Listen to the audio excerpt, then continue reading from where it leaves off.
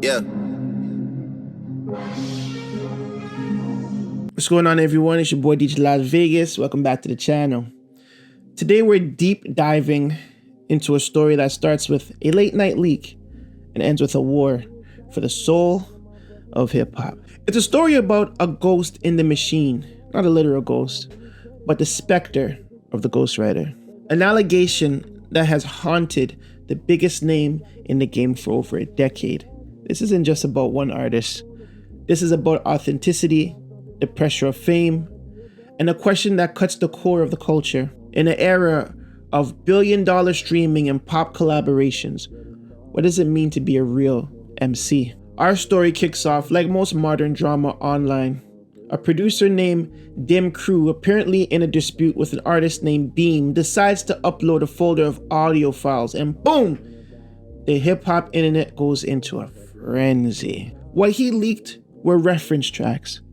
For those who don't know, a reference track is like a vocal blueprint.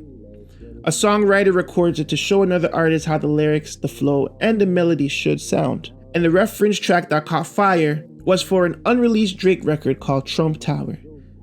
Now, a lot of people online mistakenly thought it was for the 2022 hit Circle Loco, but the evidence points to this unreleased demo. The writer at the center of all this is Beam, a respected artist who worked with Kanye and Offset. And here's the first twist. Beam is almost always credited for his work, including on other Drake tracks. So technically, he's not a ghostwriter, he's a collaborator. But in hip hop, that distinction is everything. The reaction online immediately split into three camps. You had the Purists, who saw this as the ultimate crime. For them, the pen is everything. If you don't write your own bars, you can't be the GOAT. Then you had the Pragmatics.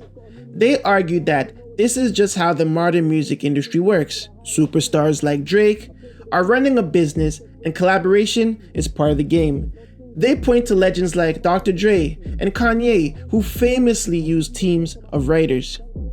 And finally, you had the Drake defenders, who tried to downplay, saying it was just for a hook or for a fun vibe track, not a serious lyrical display. This brings us to what I call the GOAT clause.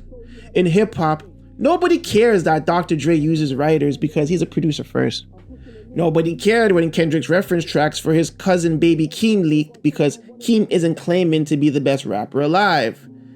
The rules are different for Drake because he claims that top spot. The higher you rank yourself, the more the culture demands that your pen is 100% your own. It's the unwritten rule that makes the same act a scandal for one artist and a footnote for another. But this Beam leak wasn't a random event. It was deja vu. This cloud of suspicion has followed Drake for nearly a decade. It all started in the summer of 2015. Meek Mill lit the fuse, tweeting that Drake used a ghostwriter named Quentin Miller for their collaboration Rico.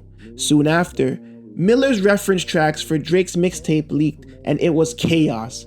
Drake won the beef with his diss track back to back, but the accusations stuck. He won the battle, but the war over his authenticity had just begun. Over the years, the leaks kept coming.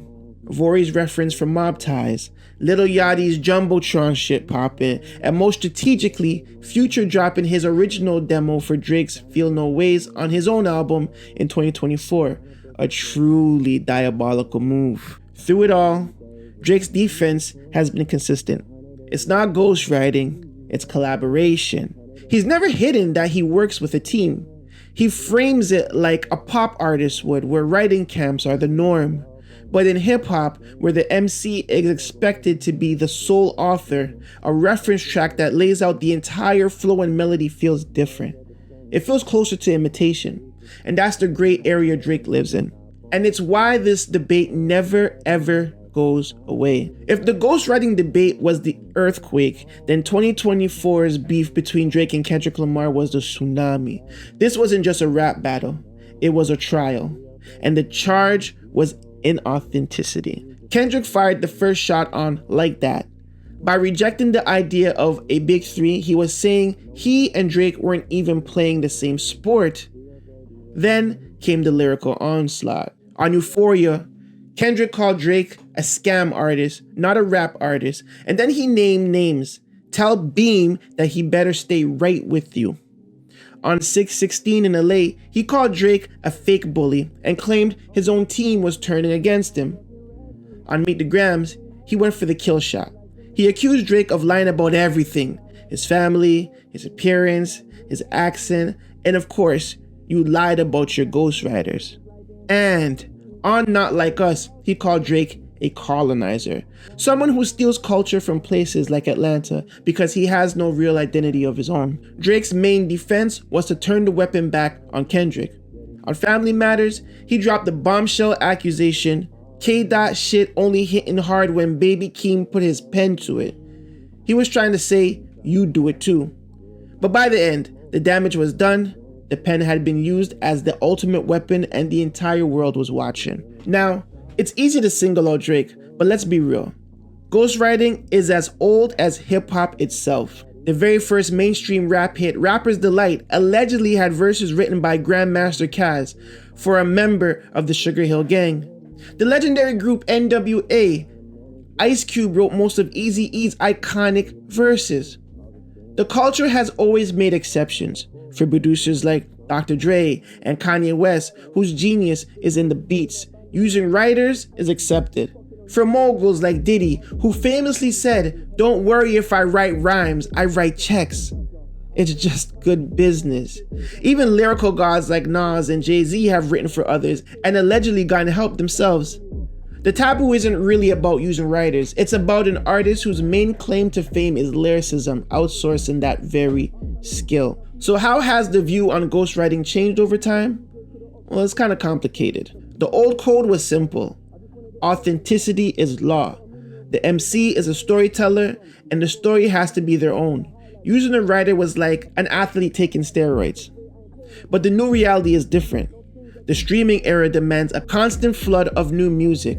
For superstars, it's almost impossible to write every single word while touring, doing interviews, and managing a brand.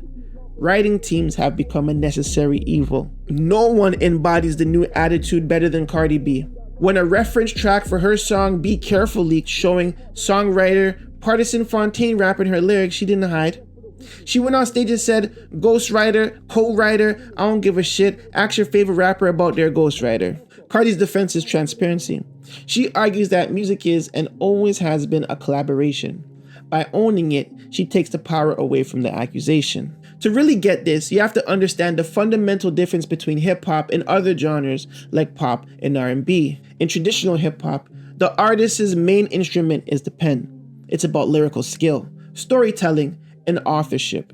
In pop and R&B, the artist's main instrument is the voice. We celebrate Whitney Houston for her incredible vocal performance, not for writing every word she sang. Songwriting is seen as a separate, specialized skill. Drake is the artist who lives directly on the fault line between these two worlds. He's a pop star who makes hip-hop, and a rapper who uses the collaborative methods of pop. He's judged by hip-hop rules while playing by pop's rules. That's why he's always at the center of this storm. The backlash against him is like a cultural immune system. A fear that as hip-hop becomes the biggest genre in the world, it may lose the very thing that made it special.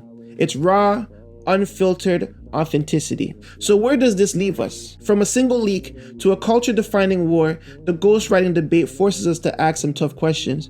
Has the meaning of authenticity changed forever? Can an artist be the GOAT if they don't write every line? And who gets to decide?